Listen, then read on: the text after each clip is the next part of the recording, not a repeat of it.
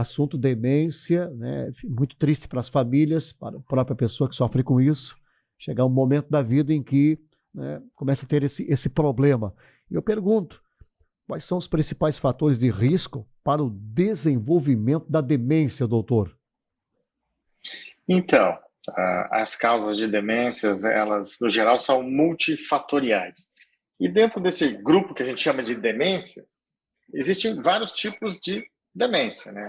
A mais conhecida, a mais popular é a doença de Alzheimer, né? Onde é uma doença neurodegenerativa, onde os neurônios que se encontram dentro de uma região chamada hipocampo, que é como se fosse a nossa gavetinha da memória, é onde a gente processa e armazena, né, como a gente faz no computador, não tem as pastinhas do Windows ou do Mac, onde você guarda as memórias, os seus documentos, é lá. Só que acontece que, com o passar dos anos, aqueles neurônios, eles têm uma indução de uma morte celular, ou seja, eles vão morrendo, e aí com isso você vai perdendo a capacidade de estocar, de fazer o upload, para depois fazer o download. Então, resumidamente, é isso que acontece. Lógico, eu estou falando só da memória, mas existem outras habilidades mentais, né, que estão envolvidas na demência. A memória é o mais comum, né? Todo mundo fala, poxa, eu esqueci a chave e não sei, não encontro onde é que está a caneta. Eu estou com demência? Não, às vezes você está só com um problema na atenção. Então, a demência envolve, claro, a habilidade de recordar, de memória, mas também envolve a habilidade da linguagem, do raciocínio lógico, matemático, de dar nome a figuras, enfim. Essa parte que é o nosso drive executivo do cérebro, que faz com que a gente tenha pensamentos, crie raciocínios, e isso na demência ele vai declinando, né? Doutor, o que nós podemos considerar como sinais ou sintomas, né, de forma antecipada, que tem alguma relação com demência? Então, a demência também ela tem vários graus. Você pode sofrer uma demência, por exemplo, a gente chama de alteração cognitiva, déficit cognitivo mínimo ou alteração cognitiva mínima. Ou seja, é aquele esquecimento do dia a dia, onde é que eu deixei o carro, onde é que eu deixei a chave. Isso aí é uma coisa do dia a dia e falta de atenção. Quando isso fica mais acentuado, quando isso fica do tipo atrapalhando o teu cotidiano, o cotidiano dos familiares, aí é que chama atenção. Porque até aí, tá, Jair, você esquecer ali um objeto, aonde esqueceu as chaves, ou qualquer outro objeto dentro de casa, é mais falta de atenção. Porém, quando você começa a esquecer nome de familiares próximos, começa a esquecer coisas importantes do tipo, saiu para comprar alguma coisa na farmácia ou na padaria, esqueceu o caminho, como é que volta, fica perdido, sabe? Esqueceu o seu endereço, essas coisas começam a chamar atenção. Então, o esquecimento do dia a dia, de onde é que eu botei um objeto lá ou colar, isso é normal. Porém, se isso ficar mais agudizado a ponto de você sempre acontecer isso, e isso piorar, isso atrapalhar seu dia a dia, aí sim, aí você tem que prestar atenção e procurar um profissional. Doutor, a demência tem uma relação com a idade? Exatamente, né? A gente vê que o envelhecimento do sistema nervoso envolve o envelhecimento das artérias que nutrem o cérebro, e aí com isso aumenta a chance de demência. Demência é como se você tivesse um computador já de bastante uso, de longo tempo, que já está cheio de software, que já está cheio de programas, ele começa a dar bugar, que a gente chama, né? Bugar, travar. Essa é a demência que acontece no computador, é exatamente a mesma coisa que acontece com a gente. Então, você troca esse computador. No caso do cérebro humano, você não consegue trocar. Então, você consegue amenizar os sintomas através de terapias, através de medicação, através de uma série de tratamentos que existem, né? Doutor, tem relação genética e se tiver, é possível fazer terapias ou tratamentos específicos para não ser também mais uma pessoa da família com esse problema? Sim, a gente vê que alguns tipos de demência, tipo demências de corpos de Lewy, Alzheimer, que às vezes eles fazem uma alteração no DNA do paciente e essa fita, essa mensagem, ela é passada para os filhos. Então, alguns tipos de demência, né, por exemplo, quanto mais parentes de primeiro grau você tiver com demência, a sua chance vai dobrando de chance para isso acontecer, né? Lógico, aí você vai ter que trabalhar com, tendo ou não essa tendência genética, você vai ter que trabalhar com a prevenção. O que é isso, trabalhar com a prevenção? Existe você fazer é um estilo de vida saudável, principalmente alimentos sem carboidrato, evitar açúcares, que é realmente um veneno aí para o cérebro, o açúcar, o álcool. Prática de exercício físico hoje já é conhecido que a atividade física ele minimiza a demência ou prorroga o tempo de demência quando tem, né? E claro, né, uma atividade mental saudável, né? Você sempre manter o cérebro ativo. Tudo isso, vamos dizer, são formas caseiras que você pode fazer em casa. E hoje a gente tem a figura também que vai estar chegando no Brasil e já é usada nos Estados Unidos da vacina. A vacina contra a doença de Alzheimer, que pode prevenir ou diminuir a chance em até 50% menos, né? A chance de você desenvolver o Alzheimer. Então, para aqueles que têm o gene que sabidamente pode alterar lá no futuro, é recomendado tomar a vacina do Alzheimer, né? Doutor, o estilo de vida, o comportamento, a questão alimentar, a dieta, os exercícios, né? Isso também pode, de alguma forma, influenciar para melhor ou para pior, se a pessoa é uma pessoa muito sedentária? Então, eu digo que essa é a forma caseira que a gente tem de prevenir. O estilo de vida saudável vai prevenir, vai diminuir ou minimizar os efeitos, né, de você ter uma demência lá no futuro. Então, o estilo de vida é a chave principal de você prevenir esse tipo de doença, né, que são as demências, tá? Doutor, uma pergunta interessante também. A relação entre traumas cerebrais e o desenvolvimento da demência contribui?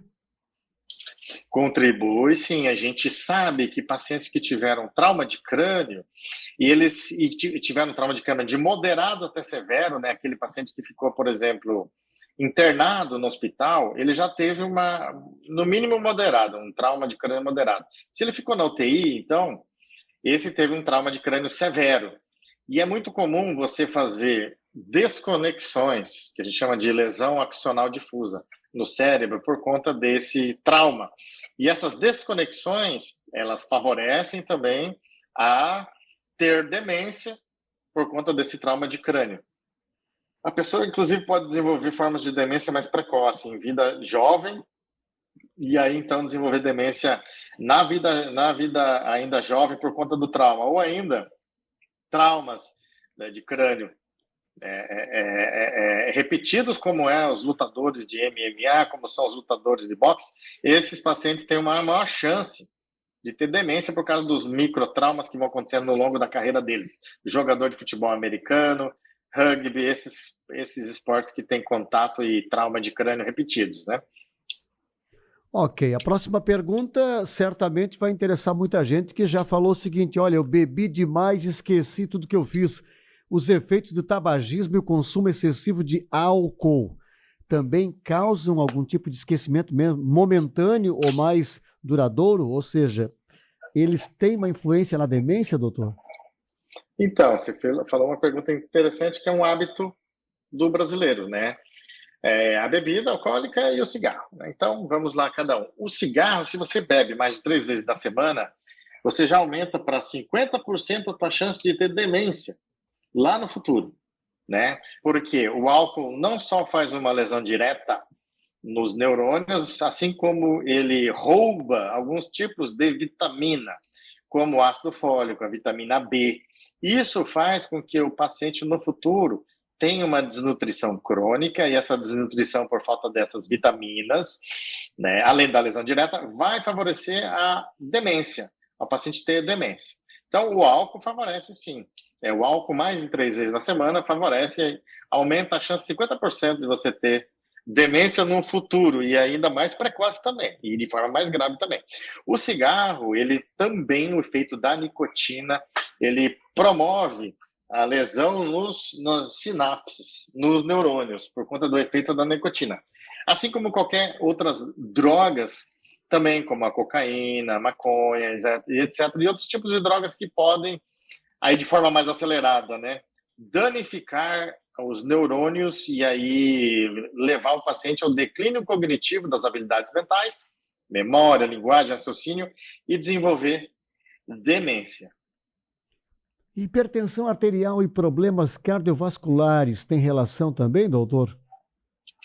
Sim, tem relação também, porque existe um tipo de demência que a gente chama demência vascular, ou seja, o mesmo vaso que entope lá no coração e leva ao infarto, também entope lá no cérebro e pode dar um AVC, mas antes disso, microartérias vão entupir por conta da lesão da pressão arterial, do colesterol, do cigarro, entendeu? E aí, esses microinfartos que acontecem no longo da vida, eles não são sentidos, eles passam despercebidos. E aí, passando despercebidos, a pessoa não tem um sintoma. Ela só vai ter um sintoma quando X% dos neurônios já morreram e ela começa, então, a desenvolver os sintomas iniciais da demência, né? Então, a doença cardiovascular está diretamente associada a esse tipo de demência, que é a demência vascular. E aumenta a chance de você ter os outros tipos de demência também. Tá? Então, controlar o estilo de vida e os fatores de risco de doenças cardiovasculares é também prevenir contra a demência vascular e diminuir o risco de outros tipos de demência. A pessoa que vive com um estresse crônico, o excesso de preocupações também, inclusive influencia na alimentação e no sono, pode ter esse problema, doutor? Então, também, o estresse, ele é um sintoma primitivo do reflexo nosso de fuga ou luta.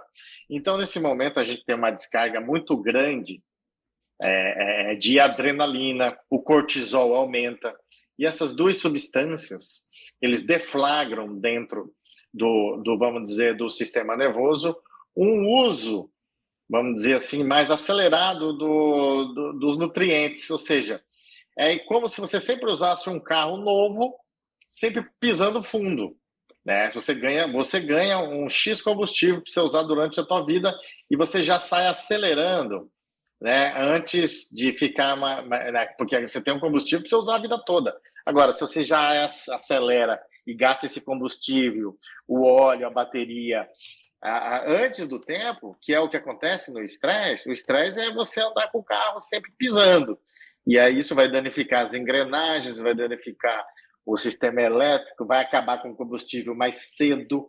Então, é isso que significa o estresse, o aumento dessas duas substâncias, adrenalina e cortisol, que vão fazer, então, com que o cérebro consuma mais rápido os seus nutrientes e, com isso, envelheça mais rápido e dê problemas panes elétricas mais cedo também. O ouvinte escreve no WhatsApp: bom dia, boa tarde. Meu irmão, quando jovem, sofreu um acidente no cérebro e ficou na UTI. Agora, aos 50 anos, foi diagnosticado com a doença de esclerose lateral amiotrófica. E será que pode ser por causa desse acidente? Pergunta ele. Então, é muito tempo, né, para estabelecer uma relação temporal de causa sobre isso, porque a esclerose lateral amiotrófica ela tem outros tipos de causa. Né? O trauma não é uma das causas comuns da esclerose lateral amiotrófica. Né?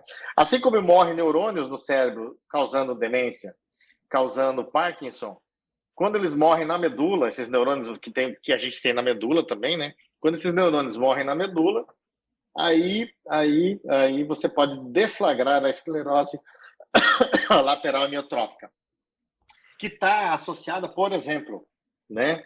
O homem do campo que utiliza muito esses agrotóxicos, ele tem uma chance maior de desenvolver essas doenças neurodegenerativas, tá? Então, talvez seja o caso de não o trauma de crânio, mas o estilo de vida, né? Eu tenho um paciente, por exemplo, que ele desenvolveu um tipo de demência porque ele limpava máquinas e nessas máquinas elas acomodavam o DDT ou outro tipo de agrotóxico e no longo do tempo isso foi danificando e ele desenvolveu uma doença neurodegenerativa cerebral, tá? Então, talvez mais isso do homem do campo seja uma coisa que tem que ser evitada, né? Mas o trauma de crânio e a esclerose lateral amiotrófica não tem relação.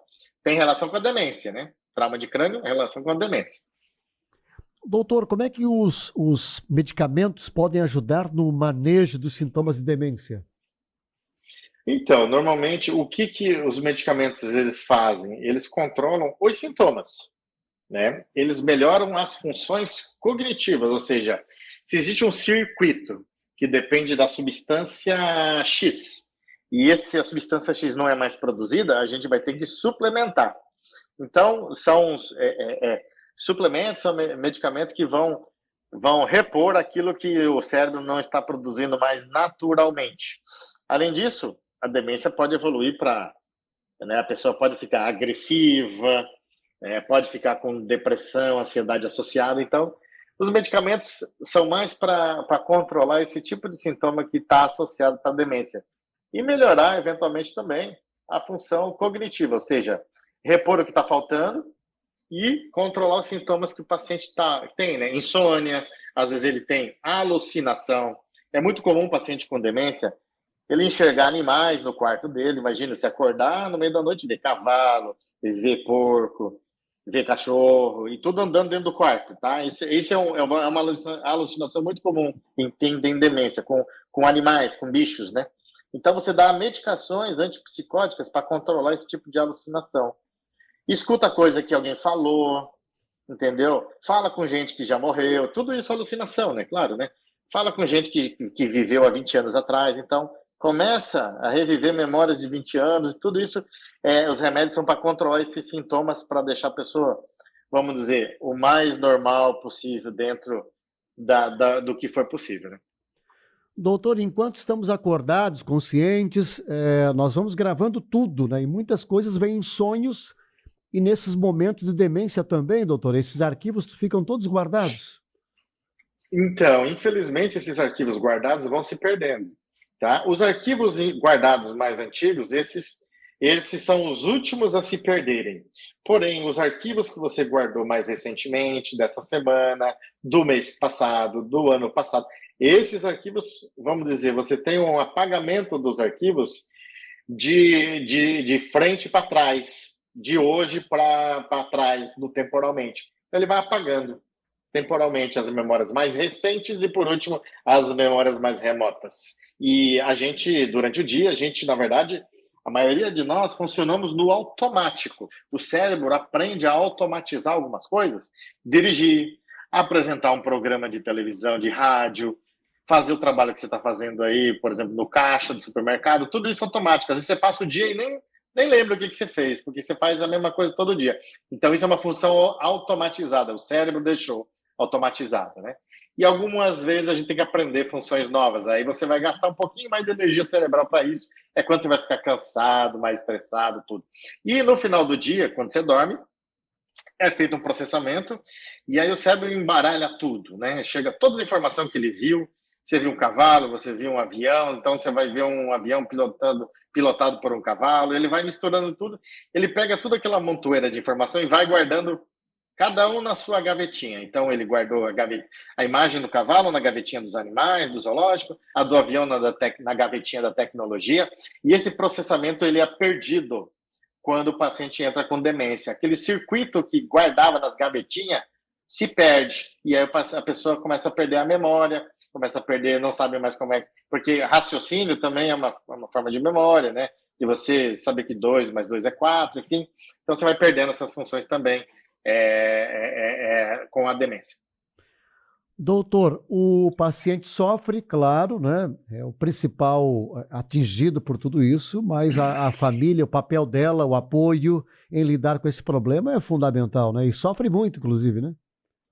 Então, gente, você tocou numa, né, a gente fala sempre do paciente, mas na verdade o paciente é a família toda. Uhum. Você tem aquele paciente, você, porque você envolve uma família toda, você tem uma família toda que está sofrendo vendo aquele ente querido perder a sua identidade. Ele está se transformando numa outra pessoa, ele não é mais aquela mãe que você tem, que você fala, ela esquece o teu nome. Então, você vai perdendo a identidade dessa pessoa em vida. Ela vai apagando a memória dela, vai apagando quem ela é em vida, e você perde essa identificação com essa pessoa. Isso é o pior, né? Claro, e além disso, ela não sabe mais escovar os dentes, se alimentar sozinho, trocar de roupa. Então, para tudo isso, você vai precisar de alguém apoiando. Ou é um cuidador, que isso custa caro para o paciente, na maioria das vezes os familiares fazem revezamento para cuidar. E, além disso, levar no médico, levar nas terapias, na físio, na psicologia, tudo. Então, envolve uma logística que acaba acometendo toda uma família, amigos, toda essa rede de apoio que o paciente precisa ter. Doutor, há um vídeo, recebi há pouco tempo, muitas pessoas já viram, talvez você também. É uma senhora numa parada de ônibus grávida e ao lado um senhor já de idade, né? E ele pergunta, é menino ou menina? Quando vai nascer? Está difícil? Ela está muito difícil. Faz várias perguntas e tal, né? E daqui a pouco vem o ônibus e ela o convida. Vamos, pai, nosso ônibus está chegando. Ou seja, é emocionante, é profundo e mostra bem a situação de uma família, de uma filha nesse caso, com o pai demente, não é?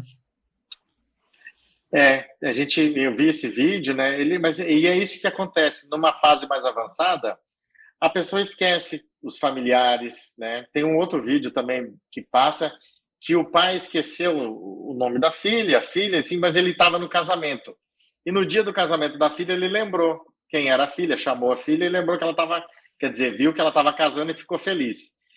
No dia seguinte, ele não lembrou mais, né? Então, isso mostra um pouco, né, da tragédia que é a pessoa, você tem um familiar com demência, e aquela pessoa com demência também sofrendo porque ela não consegue mais lembrar quem é quem, né? Então, esse é o que eu sempre falo, né? Você morre em vida. Além do desafio da família, outro desafio é também deixar o ambiente familiar, a casa, o ambiente seguro, para que a pessoa sinta-se bem e também não fuja de casa, porque há casos desse tipo também, né, doutor? Então, na verdade, sim, você tem que, dependendo do grau de demência que o paciente está, você tem que prevenir com que ele saia para a rua, que vai ser perigoso para ele, porque ele não vai saber voltar. Quantos e quantos casos de pessoas desaparecidas, que são pessoas que começaram a apresentar demência e saíram para a rua e não souberam mais voltar, esqueceram o caminho de volta e continuaram caminhando. Então, você tem N casos de pacientes que desaparecem e que a causa é por conta disso, né, demência. Por isso, a necessidade de você adequar uma logística, né, de câmeras, às vezes, você bota muito câmeras, né, detector, bota um relógio com um detector de GPS para localizar o familiar, e fora toda a logística dentro de casa também, porque quanto mais as coisas mexerem do seu lugar, menos mexer do seu lugar, mais habituado ele fica com aquele ambiente, menos estresse ele sofre, né? Então, existe um preparo do ambiente, existe um cuidado vamos dizer, de mapear onde é que está esse paciente para ele não se perder e se machucar eventualmente. Uhum. Já existe algum tipo de localizador, doutor, inventado? Tipo uma pulseira, um colar, algo assim, uma espécie de até uma tornozeleira com localizador, tipo um chip, para um caso de desaparecimento? Sim, a gente já tem esse recurso, né? Que é um relógio, uma pulseira que você coloca, né? Seu familiar, e aí ele fica medindo sinal, e aí, igual como quando você vai buscar no teu dispositivo de aplicativo ali, o celular ou o outro celular que você perdeu, ele vai localizar esse familiar que vai emitir sinal, né? Uhum. Então já existe esse localizador, e ele é usado para casos mais graves, aí, severos, assim como os pais usam em crianças também para proteger seus filhos aí de coisas também de sequestro, desse tipo de coisa. Então essa tecnologia já existe, você pode comprar inclusive no Mercado Livre.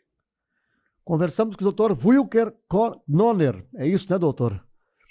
Isso mesmo, Wilker Knoner. Presidente da Sociedade Brasileira de Neurocirurgia. Muito obrigado, doutor, pelo seu precioso tempo no horário do almoço e descanso, em trazer aqui informações importantes sobre esse tema que é enfrentado por muitas famílias, por muitos pacientes também. Nosso muito obrigado. Obrigado, Jair, e a todo o pessoal do Ponto de Encontro. Um grande abraço, uma boa tarde. Boa tarde, doutor.